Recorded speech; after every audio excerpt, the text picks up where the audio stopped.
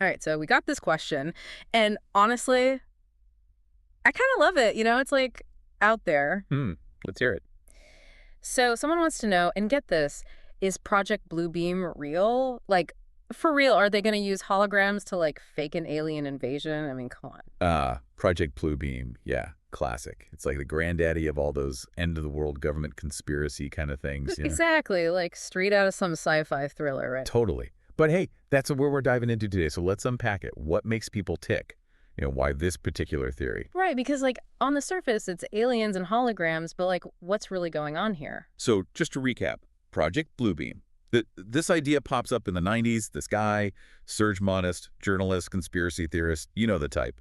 He goes around saying governments are going to use tech, advanced tech we don't even know about, to project these crazy realistic images like spaceships and stuff all over the world. So everyone freaks out thinking it's a real alien invasion. Exactly. Mass panic, global chaos, the works. His theory was that ultimately it's about control. Create enough fear, uncertainty, and boom, New World Order, they're in charge. Classic conspiracy stuff. Yeah, like holograms. That could like fool the entire planet. That's a tall order, even for like a super secret government project. Is that even possible? Okay, so tech talk for a sec. Holograms, they exist. Yeah, we see them, concerts, those little credit card things, whatever. But the scale we're talking here, projecting something onto the sky that everyone everywhere believes is real, it's not just a bigger projector. Whoa, wait, right. Like the weather alone. Exactly. Clouds, rain, wind, it all mess with the projection. Plus, the atmosphere, the curvature of the Earth, light pollution.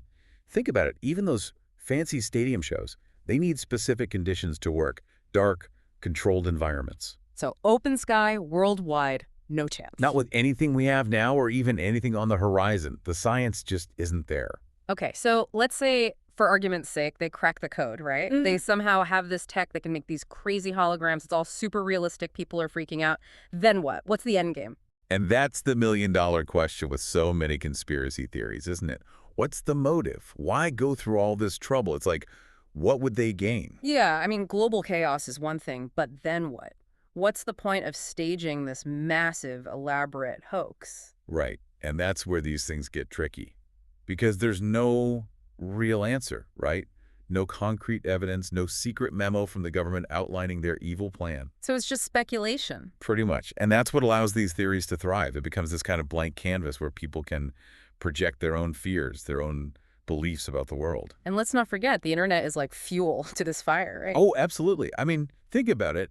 You see something online, sounds kind of plausible, maybe confirms something you already suspected. Click, share, boom, it's everywhere. Exactly. And before you know it, you're down this rabbit hole, surrounded by like-minded people, all reinforcing each other's beliefs. And it's tough, right? Because how do you even begin to filter all that noise? So what do we do, like as everyday people bombarded with this stuff constantly? How do we protect ourselves from falling for it or even just like wasting our time on it? You hit the nail on the head. It's all about critical thinking. Don't just accept things blindly, especially if they sound too crazy to be true. Question everything. Look for evidence. Check sources. See who's saying it and why. Easier said than done sometimes. It is. Yeah. But it's so important. We have access to more information than ever before, but that also means more misinformation. And it's our responsibility to be discerning, to think for ourselves, and to be wary of anything that seems too good or too bad to be true. Which brings us back to Project Bluebeam. Maybe it's a fun thought experiment, right? But the reality is, we're safe from government-staged alien holograms for now. At least for now. But it does make you wonder, what if? What if technology does get to that point where we can create these hyper-realistic simulations? How do we navigate that world? How do we know what's real anymore?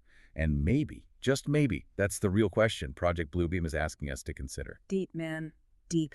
All right, everyone, until next time, keep those thinking caps on, and we'll see you on the next deep dive. See you, man.